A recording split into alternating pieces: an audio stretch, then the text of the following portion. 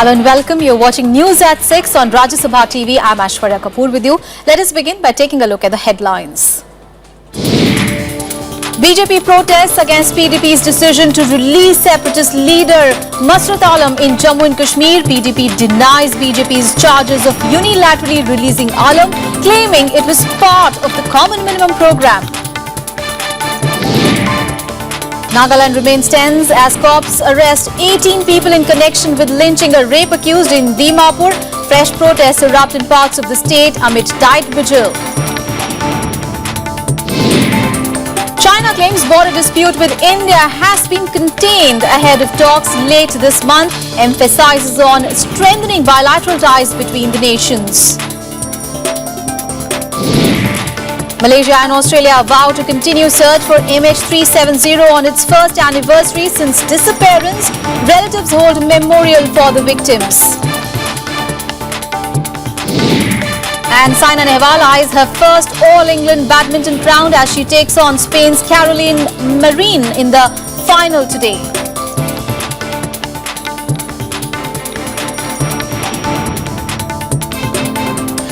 Our top story, the sense of unease intensifies in the BJP-PDP alliance in Jammu and Kashmir over the release of separatist leader Masrat Alam and the Chief Minister's order to set free other jailed separatists. Now, state BJP leaders met in Jammu today, urging the state government to stick to the Common Minimum Program for governance. Take a look. A day after he was released from jail, the man who stoked months of violence in the valley spends time with family. The PDP coming to power in Jammu and Kashmir meant good news for the likes of the Hurriyat's Masrat Alam, and he's ready to take his fight forward. देखिए, ये एक छोटी jail से बड़ी jail की मुंतकिली है, तो अब इस बात का इत्मीनान है कि बाहर आकर आप काम कर सकते हैं, मज़ाहमत कर सकते हैं, तो ये जो गुलामी की जंजीरें हैं उनको काटने के लिए आप जद्दोजहद कर सकते हैं। जहां तक हुकूमतों का सवाल है, हुकूमतें बदलने से हकीकत नहीं बदलती। But there's a strong other side to the picture, the BJP-PDP alliance that has proved rickety even within the first week. BJP workers staged protests against the release as soon as Masrat walked free, threatening to step up the agitation in days to come. On Sunday, Jammu and Kashmir BJP MLAs met in Jammu to register strong protest with the government, insisting they were neither consulted nor had agreed to the release, asking the government to stick to the Common Minimum Program. ऐसे लोगों को आप बिना शर्त उनको छोड़ेंगे तो वो ऐसे ही बयानबाजी करेंगे, इसलिए भारतीय जनता पार्टी की सहमति नहीं है और ना ही भारतीय जनता पार्टी के साथ विचार विमर्श करने के बाद ये कदम उठाया गया है। भारतीय जनता पार्टी ने अपनी प्रतिक्रिया व्यक्त कर दी है और भारतीय जनता पार्टी अपने सहयोगी दल को भी अपना जो मत है वो उन तक पहुंचा देगी। The PDP on its part has downplayed the criticism, justifying the release, saying that engaging all stakeholders was part of the Common Minimum Program decided on between the two parties. The Congress finds more ammunition to attack the BJP-PDP alliance, with volleys both in the state and at the centre. देखिए, बुनियादी सवाल ये है कि माननीय प्रधानमंत्री जी को इस बात का जवाब देना चाहिए कि मसरत आलम एक राजनीतिक बंदी थे कि एक आतंकवादी थे। अगर वो राजनीतिक बंदी थे तो पाकिस्तान भी यही कहता है, तो फिर पाकिस्तान और हम में क्या फर्क हुआ अगर हम मसरत आलम को एक राजनीतिक बंदी समझते हैं? It's almost been a controversy a day since the Mufti Muhammad Saeed government took oath on Wednesday. Saeed's remarks on Pakistan to his remarks on Afzal Guru and now this. The rocky road has far from ended yet. Bureau Report, Rajya Sabha Television. And news from Dimapur now. Well, Nagaland police has arrested at least 18 people in connection with the 5th of March lynching incident after going through mobile video clippings, even as protests against the killing continue to rock many parts of the state today. Protests against the lynching were reported from different parts of the state, including Karimganj, where the body of the rape accused Saeed Saifuddin Khan was brought yesterday. There is no evidence, however, that officials at the Dimapur Central Prison were complicit in the mob breaking into the jail. Reports say that curfew is still in place in many areas, but some private vehicles are plying. A strict vigil is being maintained to prevent any untoward incident. Internet and text messages have been suspended.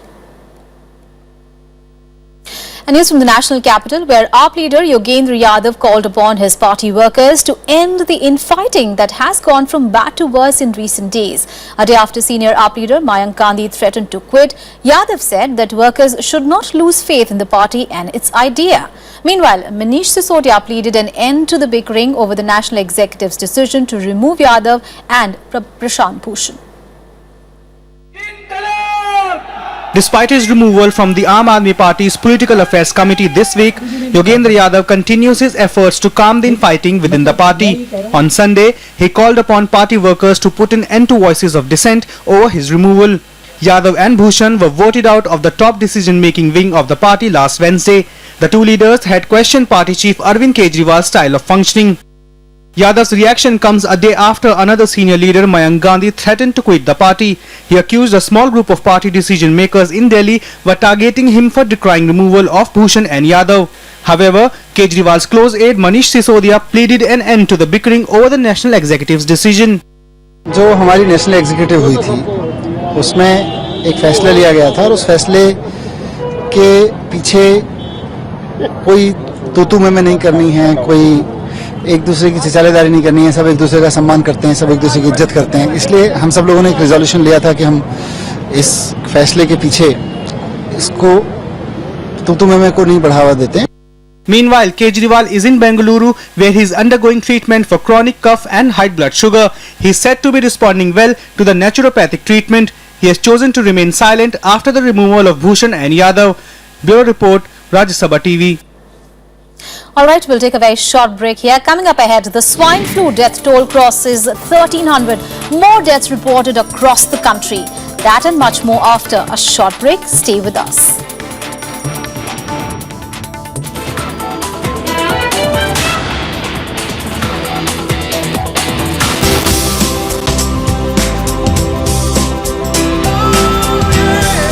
This week we are in the northeastern state of Assam tracking a veteran political personality. He is the main force behind driving the development agenda in Assam.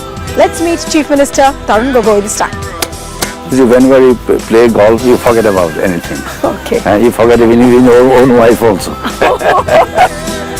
Is he a romantic by heart? I'm sure you do that. Romance is a hidden romance. Hidden romance. Oh my God. Watch me on It's My Life in Rajya Sabha TV.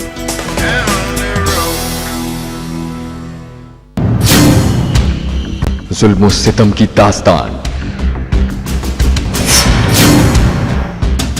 आजादी के दीवानों की पहचान, स्वाधीनता के लिए जिन्होंने दी जान की कुर्बानी।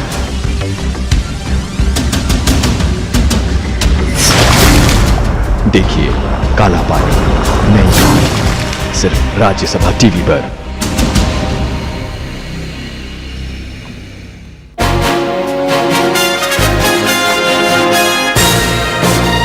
Hello and a very warm welcome to a brand new edition of World Panorama with me, Frank Pereira. Barack Obama has been elected on the basis that I will no longer take America into wars, and in fact quite the opposite, I will pull America out of wars. According to the Indian government, fishermen are not at fault. The US intervention in Iraq set the stage for exacerbation of these conflicts, and then the intervention in Syria.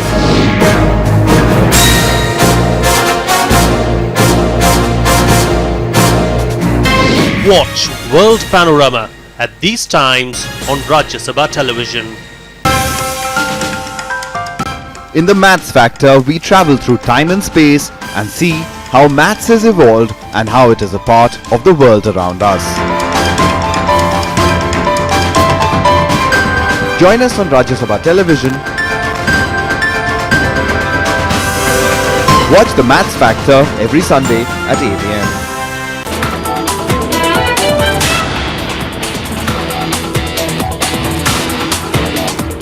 Welcome back after the break. Now, veteran journalist and author Vinod Mehta passed away today after a prolonged illness. He was 73. Mehta died of multi-organ failure at the All India Institute of Medical Sciences, where he was admitted.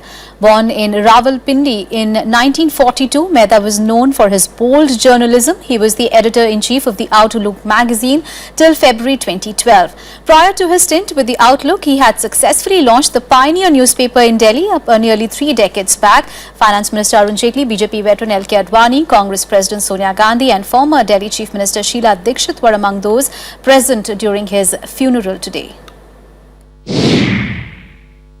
ये विनोद मेहता जी का एक अपना अलग अंदाज था. जब भी वो टेलीविजन पे आते थे तो ध्यान आकर्षित करने में बिल्कुल कामयाब रहते थे. उनके जो उनकी सोच होती थी वो उनकी सोच है, उनका विचार अपना विचार है, लेकिन इतने सालों से, मतलब कम से कम 50 साल से अधिक वो जर्नलिज्म में रहे. एक तरह से आज का जो जर्नलिज्म है उसको पूरा उन्होंने संपूर्ण रूप से देखा. तो अपने आप में एक बहुत बड़ा व्यक्तित्व है इनका. और आज मेरे ख्याल से इसीलिए अलग अलग पहलुओं से, अलग अलग पार्टियों से सब लोग आज, अलग अलग अखबारों से सब लोग आज एकत्रित. And some more national stories in Nationwide. The death toll due to swine flu has reached 1,353 across the country after over 20 more victims fell prey to the virus since yesterday. The number of people affected by the virus is now close to 25,000. 19 more people have succumbed to swine flu in parts of Rajasthan. 8 more people died in Gujarat, taking the state's toll to 332 this year. Ajay Makan took charge as the Delhi Pradesh Congress Committee Chief today. He was elevated to the post last week when Congress made readjustments to its party units in several states. The party put up a show of strength and unity as Makan's detractor and former Chief Minister Sheila Dikshit also turned up briefly at the function, attended by almost all top state leaders. Right after taking charge, Makan rapped the Aam Aadmi Party, accusing it of making false promises to the people of Delhi. Railway Minister Suresh Prabhu has given a green signal to the much-awaited big-ticket FDI proposal in railways. He has given nod for setting up diesel and electric locomotive plants in Bihar at a cost of 2,400 crore rupees under Prime Minister Make in India initiative. The estimated cost of the factories is about 1,200 crore rupees each. The financial bidding of these two plants will be opened on 31st of August. Rain and snowfall continue to hamper daily life in Jammu and Kashmir. The Jammu-Srinagar National Highway was closed following fresh landslides at several places. Air traffic also remains suspended due to fresh rainfall since last night.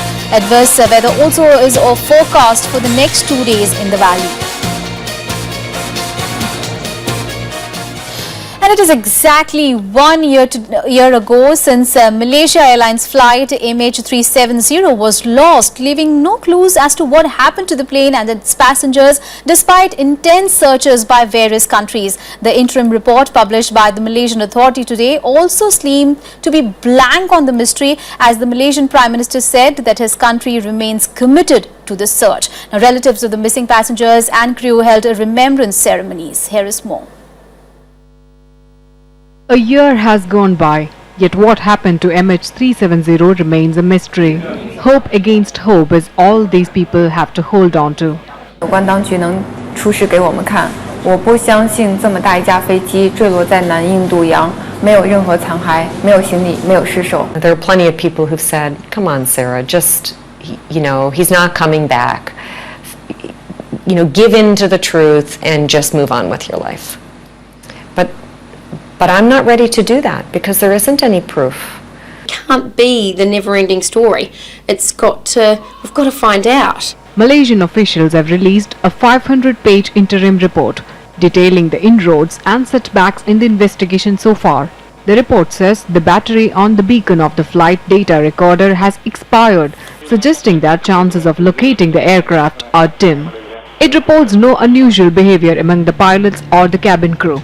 Steps taken will also include further validation of the factual information on emergence of new evidence.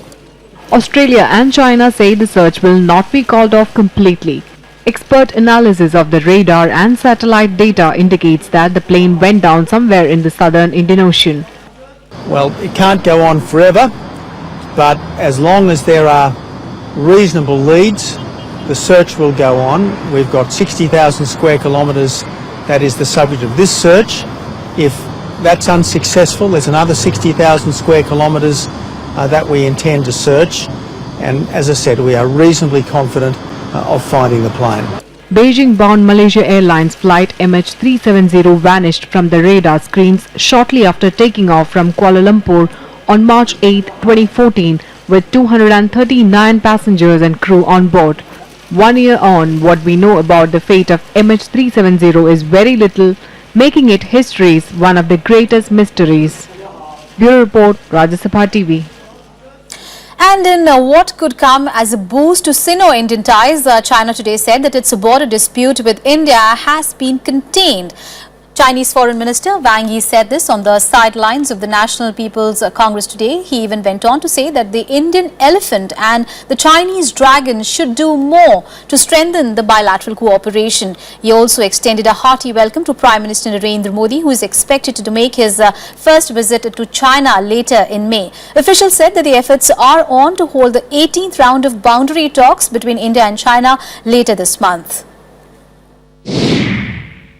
当前中印边界谈判正处于量变的激烈当中，犹如登山，虽然辛苦，但走的是上坡路。这就尤为需要我们把中印合作发展得更好。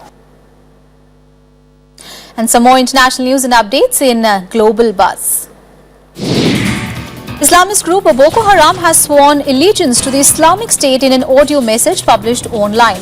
The 8-minute speech was published on a Twitter account used by Boko Haram and subtitled in English, French and Arabic. The video script identified the Caliph as Abu Bakr al-Baghdadi, who is the leader of the Islamic State and self-proclaimed Caliph of the Muslim world. At least 58 people have been killed and 139 others injured in 3 blasts in Maiduguri in Nigeria's northeast. Many children are among the dead in the explosions that hit 2 crowded markets and a bus station as well.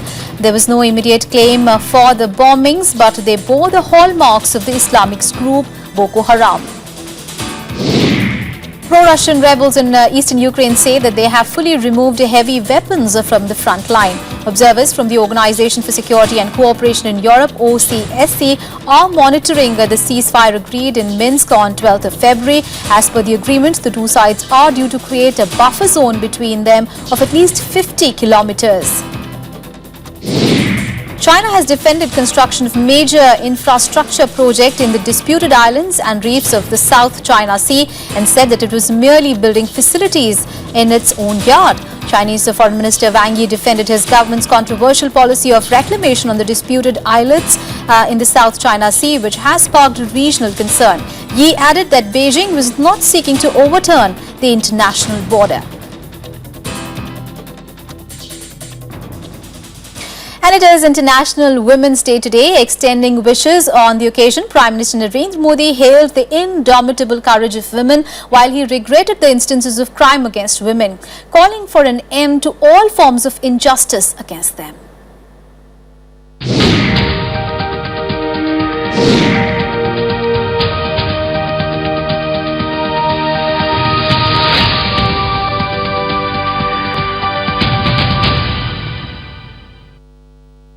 On a day dedicated the world over to the welfare of women, Prime Minister Narendra Modi stressed on denouncing violence against women. He announced the setting up of one-stop centres and mobile helplines for women in distress.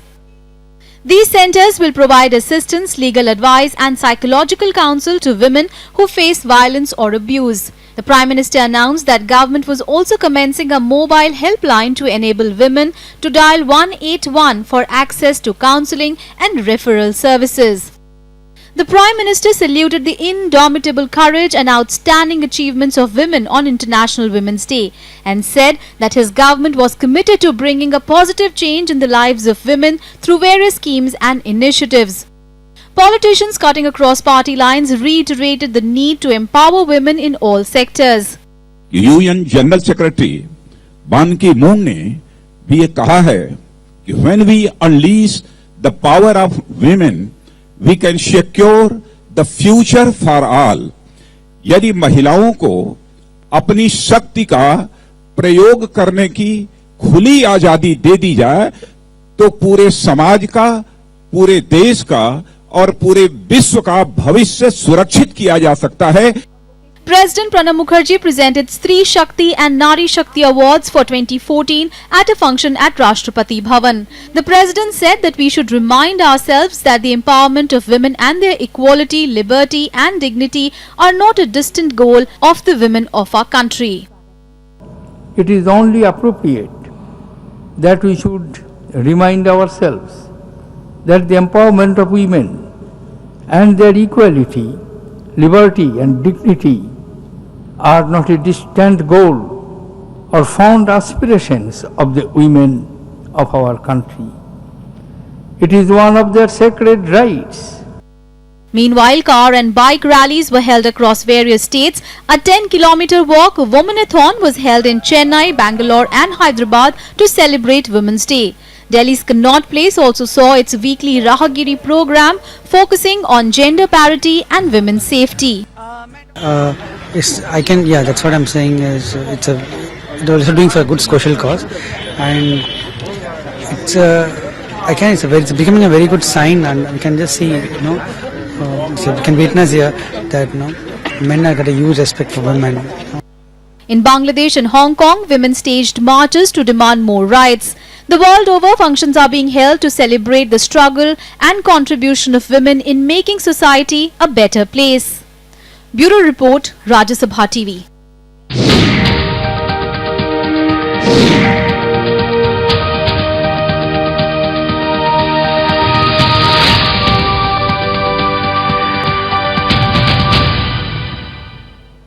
All right, we'll take a very short break here. Coming up ahead, we'll bring you all the news from the ICC World Cup. Stay tuned for that and much more.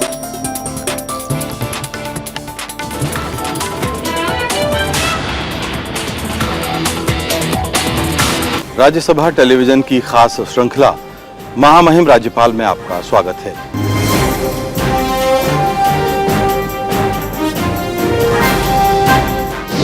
आज हमारे दिव्य देश में प्रजातंत्र सुखदायी, प्रजातंत्र का काम प्रजा की होती रहे भलाई। तो प्रजातंत्र के माध्यम से सत्ता में आने के बाद प्रजा की भलाई के बारे में कौन सोचता है? मेरा जीवन विरोधाभास से भरा रहा है। जो मैंने सोचा था वो हुआ नहीं, और जो नहीं सोचा था वो हुआ। महामहिम राज्यपाल में इस बार हरियाणा के राज्यपाल कप्तान सिंह सोलंकी से मुलाकात सिर्फ राज्यसभा टेलीविजन पर।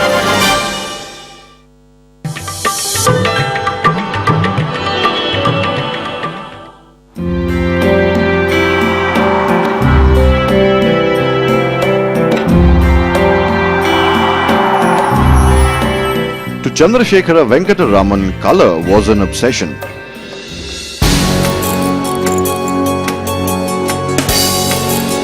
The visual impact that the blue of the Mediterranean had on him culminated in his discovery of the Raman effect, his experiments on the scattering of light. It gave further proof of the quantum nature of light. He was conferred a knighthood, medals and honorary doctorates by various universities, the Nobel Prize in 1930 and the Bharat Ratna in 1954.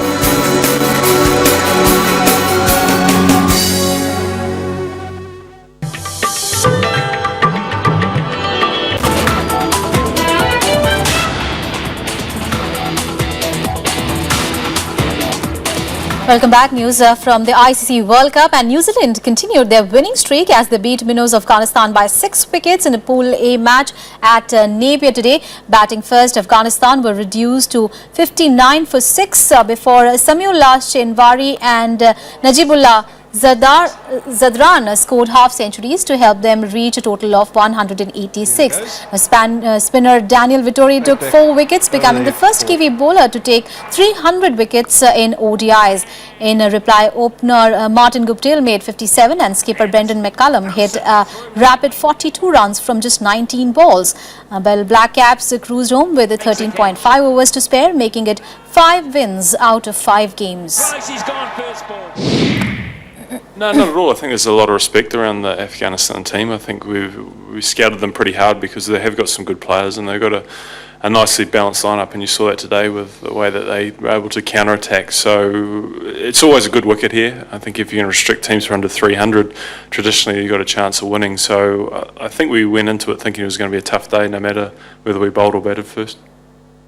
And in the other Pool A match today, Australia beat Sri Lanka by 64 runs to reach the second spot in the table. Batting first, Australia scored a map with a total of 376 runs. Glenn Maxwell scored the second fastest century of the World Cup in just 51 balls. Captain Michael Clarke, Stephen Smith and Shane Watson also chipped in with half centuries. In reply, Sri Lanka, they started the chase well with Dilshan and Sangakkara combining for 130 runs second wicket partnership. Now Sangakkara went on to make his third consecutive century in the World Cup, also getting past 14,000 runs mark in the ODIs. Lower down the order, Chandimal scored a quick fire 50, keeping up with the asking rate, but he was retired hurt, virtually ending Sri Lanka's chances to win the match. And there it is, there's 100. That's 3 hundreds on the trot for Kumar Sangakkara, first man in world. And here is a look at the points tally after today's matches. Well, New Zealand topped the Pool A with 5 wins from 5 games. Australia are at the second place with 7 points. Sri Lanka are next with 6 points, with England at 5th place with only 1 win from 4 games. Now, Scotland at the bottom with no win in the tournament. Talking about Pool B, well, India are at the top with 4 wins from 4 games, followed by South Africa, Pakistan and Ireland with 6 points each. Now, West Indies are at the 5th place with 4 points. UAE is at the bottom of the table with no win in the tournament so far. And here's some badminton news. Well, London Olympic bronze medalist Saina Nehwal is playing Spain's Carolina Marin in the final of the All England Open Badminton Championships. The match is currently underway. On Saturday, Saina Nehwal became the first Indian in 14 years to reach the All England final after a straight games win over China's Sun Yu. Saina is also the first Indian woman to reach the summit clash of the prestigious tournament. Now, only 2 Indians, P. Gopichand in the year 2001 and Prakash Padukone in 1980, have won the tournament till date. Denmark Open last autumn. It was her first. And news from domestic cricket, the Ranji Trophy final between Karnataka and Tamil Nadu started at Wankhede Stadium today. On the first day, Tamil Nadu were bowled out for just 134 runs in their first innings, with none of the batsmen managing to score a half century. Even Vinay Kumar took the wickets for Karnataka, while Mithun took 3 wickets. Karnataka also had a poor start to the innings as they lost quick wickets to the end of the day at 45 runs for the loss of 4 wickets. S.L. Balaji took 3 wickets for Tamil Nadu. Balaji going down the track. Well, that's all in this edition of News at 6. Thanks for watching.